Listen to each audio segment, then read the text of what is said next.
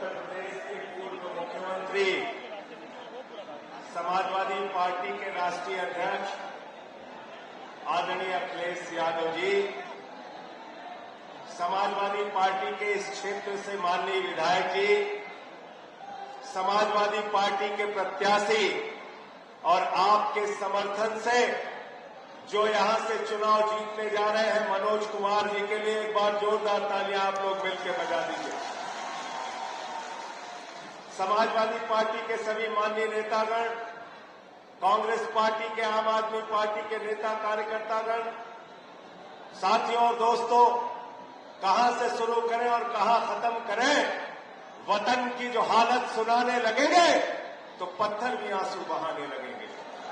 वतन की जो हालत सुनाने लगेंगे तो पत्थर भी आंसू बहाने लगेंगे। अगर भीड़ में खो गई आदमियत तो उसे ढूंढने में जमाने लगेंगे। आदमियत का, इंसानियत का कत्ल किया जा रहा है मौजूदा सरकार के अंदर, उसको बचाने के लिए हम सारे लोग इकट्ठा हुए हैं। और उत्तर प्रदेश के अंदर अखिलेश यादव जी के नेतृत्व में जो इंडिया गठबंधन की लड़ाई चल रही है, हम सबको संकल्प लेना है कि उत्तर प्रदेश की राजनीति से भी भारतीय जनता पार्टी की राजनीति को, नफरत की राजनीति को खत्म करना है।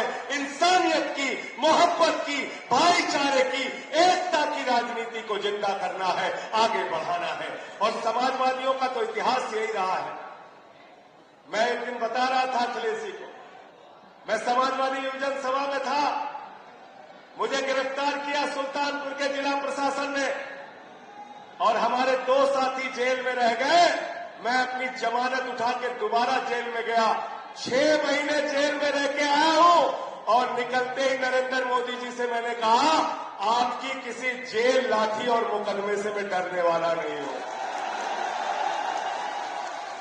भेजना चाहे जितना भेजना चाहते हो, लगाओ मुकदमा जितना लगाना चाहते हो, चलाओ लाठी जितनी चलानी चाहते हो, जितनी तुम लाठियां चलाओगे उससे ज्यादा हमारे सीने और कंधे उन लाठियों का सामना करने के लिए तैयार रहेंगे। जुल्म की इंतहा कर दी, 10 साल हो गए इस सरकार को, ये नहीं बताते कि क्या किया 10 साल में। एक के बाद दूसरा जुमला, दूसरे के बाद तीसरा जुमला।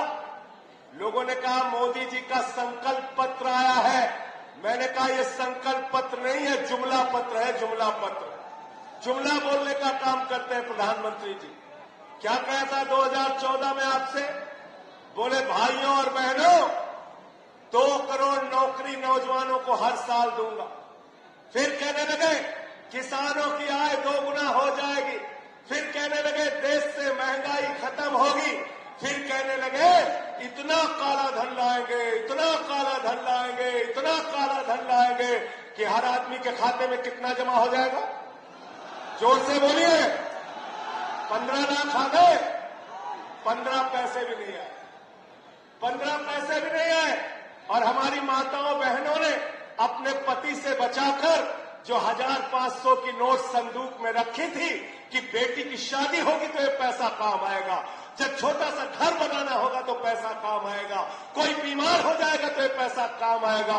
नरेंद्र मोदी जी ने कहा माताओं और बहनों, यही काला धन है, लाइन में लग के इसको जमा कर दो। उसको भी जमा करा लिया।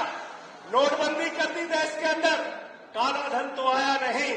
आप याद रखिएगा, एक ही आदमी को हिंदुस्तान की सारी संपत्ति देते जा रहे हैं, अपने दोस्त को सारी संपत्ति देते जा रहे हैं। कोयला उसी के नाम, स्टील उसी के नाम, सेल उसी के नाम, रेल उसी के नाम, बिजली उसी के नाम, पानी उसी के नाम। उस आदमी का क्या नाम है आप सब लोग जानते हो ना? मोदी जी का दोस्त, क्या नाम है? जोर से बोलिए। अडानी। तो हम आदरणीय अखिलेश यादव जी के नेतृत्व में इंडिया के लिए काम करेंगे और प्रधानमंत्री नरेंद्र मोदी जी अडानी के लिए काम करेंगे। याद रखना, याद रखना। याद है ना आपको? मुख्यमंत्री थे अखिलेश यादव जी, एम्बुलेंस की सेवा यहां पर चलाई।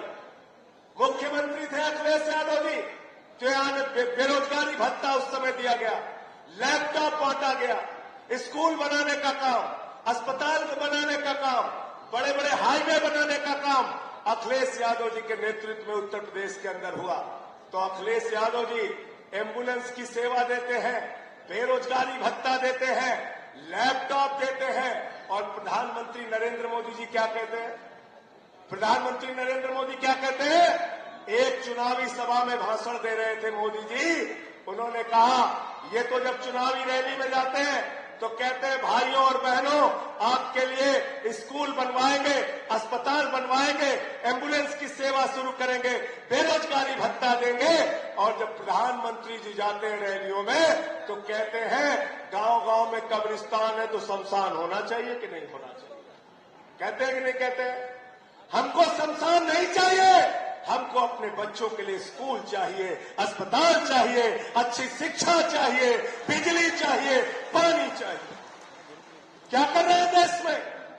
चुनी हुई सरकारों को बर्खास्त कर रहे हैं, चुनी हुई सरकारों को तोड़ तोड़ के गिरा रहे हैं। झारखंड में एक आदिवासी नेता, एक मुख्यमंत्री को, हेमंत सोरेन को पकड़ के जेल में डाल दिया। दिल्ली के 3 बार के चुने हुए मुख्यमंत्री को, लोकप्रिय मुख्यमंत्री को, अरविंद केजरीवाल को पकड़ के जेल में डाल दिया। आज मैं पूछना चाहता हूं आप लोगों से, नगीना के लोगों से मैं पूछना चाहता हूं, जरा हमको बताओ, अगर कोई आदमी चुनाव जीत रहा होता है तो अपने विरोधियों को गिरफ्तार कराता है क्या? गिरफ्तार कराता है क्या?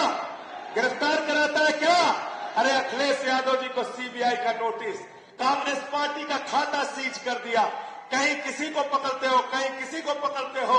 और 2014 के बाद हिंदुस्तान में एक वॉशिंग मशीन आई है जिसका नाम है नरेंद्र मोदी वॉशिंग मशीन। बड़े बड़े भ्रष्टाचारियों का पाप धुल देते हैं। एक फिल्म आई थी, राम तेरी गंगा मैली हो गई, पापियों के पाप धोते हो धोते। भाजपाइयों के लिए मैं कहना चाहता हूं, भाजपा तेरी पार्टी मैली हो गई, गुनहगारों के पाप धोते धोते।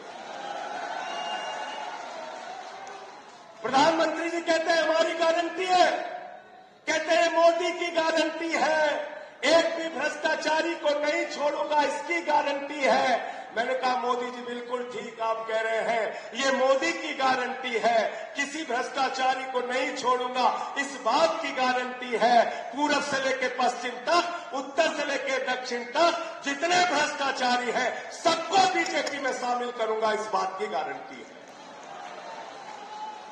गलत तो नहीं कह रहा हूं? गलत तो नहीं कह रहा हूं? अजीत पवार पे 70,000 करोड़ का घोटाला लगाते हो, उसको अपने साथ शामिल कर लेते हो। छगन भुजबल पे भ्रष्टाचार का आरोप, बीजेपी के साथ।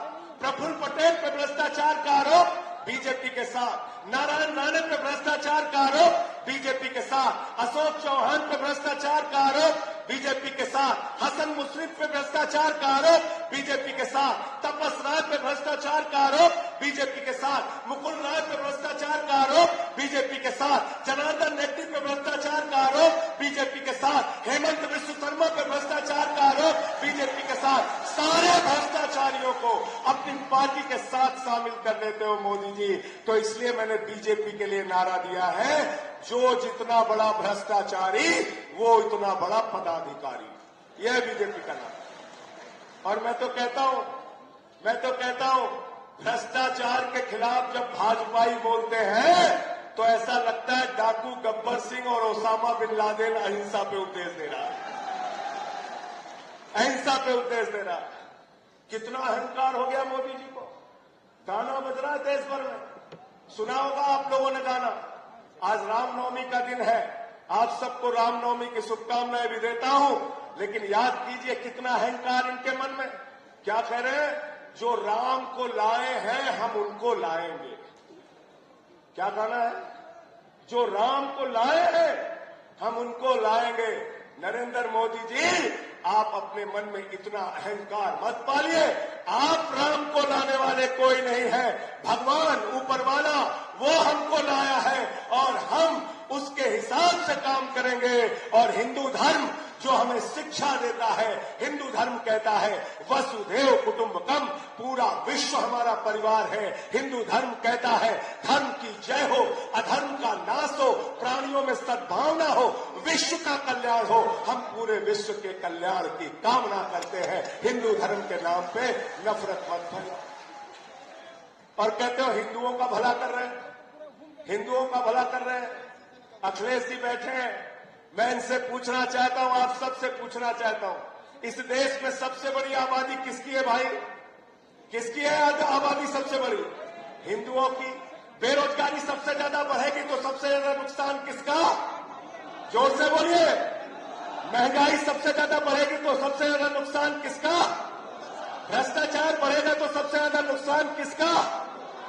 हिंदुओं का। आपने इस देश के नौजवानों को 4 साल की अग्निवीर योजना में लगा दिया। यहां हमारे जवान बैठे हैं, ये जवान दिल्ली के अंदर भी जब दिल्ली पुलिस के जवान शहीद होते थे, सरकार उनकी चिंता नहीं करती थी। भारत के पहले मुख्यमंत्री अरविंद केजरीवाल जिन्होंने कहा सीमा का जवान हो या दिल्ली पुलिस का जवान, अगर उसकी शहादत होगी तो 1 करोड़ रुपए की सम्मान राशि उसके परिवार वालों को दी जाएगी। हम देशभक्त हैं, हमारे पुरखों ने इस देश के लिए कुर्बानियां दी हैं। हम डॉक्टर लोहिया को मानने वाले हैं, हम जेपी को मानने वाले हैं, हम गांधी को मानने वाले हैं, हम बाबा साहब डॉक्टर भीमराव अम्बेडकर को मानने वाले हैं। इसलिए जब अखिलेश यादव जी ने फॉर्मूला दिया और नारा लगाया कि अब सरकार जो बनेगी वो पीडीए के लिए काम करेगी, पीडीए के लिए, पीडीए के लिए काम करेगी, पीडीए के लिए काम करेगी। और इन नफरत फैलाने वाले लोगों से हमको लड़ना है, इनसे संघर्ष करना है, इनसे किसी मामले में पीछे रहने का काम नहीं करना है। मैं भगत सिंह की लाइन पढ़ रहा था जेल में जब था, उनसे मिलने आए उनके भाई, फांसी की सजा हो चुकी थी। भगत सिंह के भाई निराश हुए, जब घर गए तो भगत सिंह ने उनको एक चिट्ठी लिखी और चिट्ठी के अंत में 2 लाइनें लिखी। उन्हें ये फिक्र है हरदम नया तर्जे जफा क्या है, उन्हें यह फिक्र है हरदम नया तर्जे जफा क्या है। जफा मतलब होता है अत्याचार। उन्हें यह फिक्र है हरदम नया तर्जे जफा क्या है। हमें भी शौक है देखे सितम की इंतहा क्या है, हमें भी शौक है देखे सितम की इंतहा क्या है। हम देखना चाहते हैं आप कितना अत्याचार कर सकते हैं, हम देखना चाहते हैं केजरीवाल पे आप कितना अत्याचार कर सकते हैं, हेमंत सोरेन पे कितना अत्याचार कर सकते हैं, समाजवादियों पे कितना अत्याचार कर सकते हैं। अरे समाजवादी तो आंदोलन की कोख से पैदा हुए हैं, आम आदमी पार्टी भी आंदोलन के कोख से पैदा हुई पार्टी है। कांग्रेस पार्टी ने आजादी के आंदोलन में हिस्सा लिया है, तो हम लोग तो आंदोलन का एक लंबा इतिहास है। लेकिन भाजपाइयों के पुरखों का इतिहास पढ़ोगे तो शर्मिंदा हो जाओगे, शर्मिंदा हो जाओगे, शर्मिंदा हो जाओगे। इसलिए मैं आप सबसे कहने के लिए आया हूं, यह अंतिम चुनाव है 2024 का चुनाव। आपने सुना होगा अखिलेश यादव जी ने भी लिखा, अयोध्या का सांसद लल्लू सिंह कहता 400 सीट दे दो, संविधान बदलना है। अनंत हेगड़े पूर्व केंद्रीय मंत्री भारतीय जनता पार्टी के कहते 400 सीट दे दो, संविधान बदलना है। ज्योति मिर्धा भारतीय जनता पार्टी की प्रत्याशी कहती है 400 सीट दे दो, संविधान बदलना है। मेरठ के प्रत्याशी अरुण गोविल जिसको सीधे मोदी जी ने उतारा है, वो कहते हैं 400 सीट दे दो, संविधान बदलना है।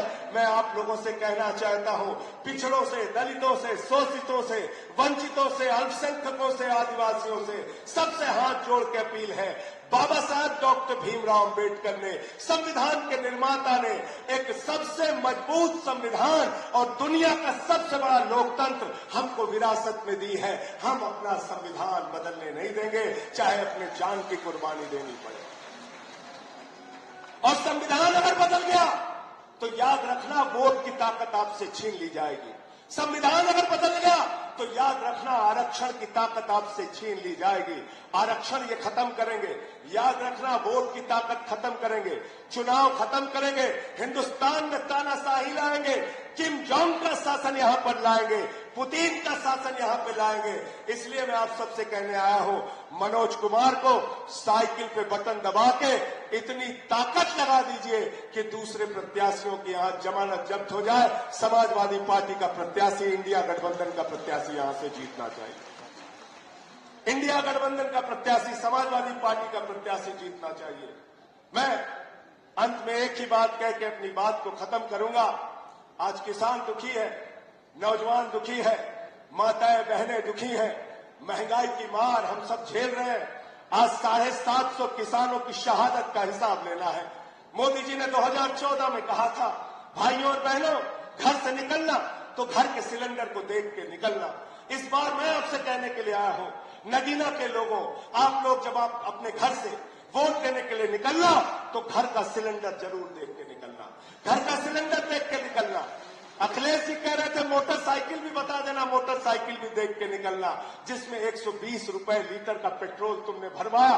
अपने वो सिंचाई का ट्यूबवेल भी देख के निकलना जिसमें 100 रुपए का डीजल आपने भरवाया। अपने घर का वो सरसों के तेल का डिब्बा देख के निकलना जिसमें 250 रुपए लीटर का तुमने पेट्रोल, तुमने सरसों का तेल खरीदा। प्याज महंगी खरीदी, आलू महंगा खरीदा, महंगाई आसमान पे पहुंच गया। महंगाई से, बेरोजगारी से, अशिक्षा से छुटकारा चाहते हो तो यहां से समाजवादी पार्टी के कैंडिडेट को जिता देना, समाजवादी पार्टी के कैंडिडेट को जिता देना। भाई मनोज कुमार जी के लिए दिन रात मेहनत करके, हो सकता है इस रैली के बाद अखिलेश जी दोबारा आपके बीच में रैली करने के लिए ना आए, उनको बहुत दूसरे क्षेत्रों में जाना है। एक एक कार्यकर्ता अखिलेश यादव बन के गांव गांव में जाएगा, 4 गुना ज्यादा मेहनत करेगा। आम आदमी पार्टी का कार्यकर्ता, कांग्रेस पार्टी का कार्यकर्ता और समाजवादी पार्टी को यहां से जिताने का काम करेगा, साइकिल को यहां से जिताने का काम करेगा। साथियों और दोस्तों, इन्हीं शब्दों के साथ कि ये अमन बिक रहा है, चमन बिक रहा है, गरीबों के तन का कफन बिक रहा है, बाजारों में बहनों का तन बिक रहा है और तुम बुरा न मानो तो कह दो, इन बेईमानों के हाथों वतन बिक रहा है, इन बेईमानों के हाथों वतन बिक रहा है। इस वतन को बचाने के लिए हम सबको, हिंदू मुसलमान, अगड़ा पिछड़ा, दलित सवर्ण की बाधाएं तोड़कर एक साथ काम करना पड़ेगा। और सवर्ण क्षत्रिय समाज के लोगों को तो आप देखिए कितना आक्रोश है, बड़ी बड़ी रैलियां हो रही है, लाखों लाखों। क्या हो गया? एक रूपाला जी है इनके केंद्र के मंत्री भारतीय जनता पार्टी के, वो क्षत्रिय समाज की बहु बेटियों पे सवाल उठाते हैं। मैं उनसे कहना चाहता हूं, रूपाला जी, अगर आपको हमसे लड़ना है, हमसे लड़िए। हमारे समाज के बहु बेटियों पे सवाल उठाएंगे तो बर्दाश्त नहीं किया जाएगा, सूद समेत आपको जवाब दिया जाएगा। सब लोग मिलकर इकट्ठा होकर बीजेपी को हराओ, मोदी को हटाओ, तानाशाह को हटाओ, लोकतंत्र को बचाओ, संविधान को बचाओ। जय हिंद, इंकलाब जिंदाबाद।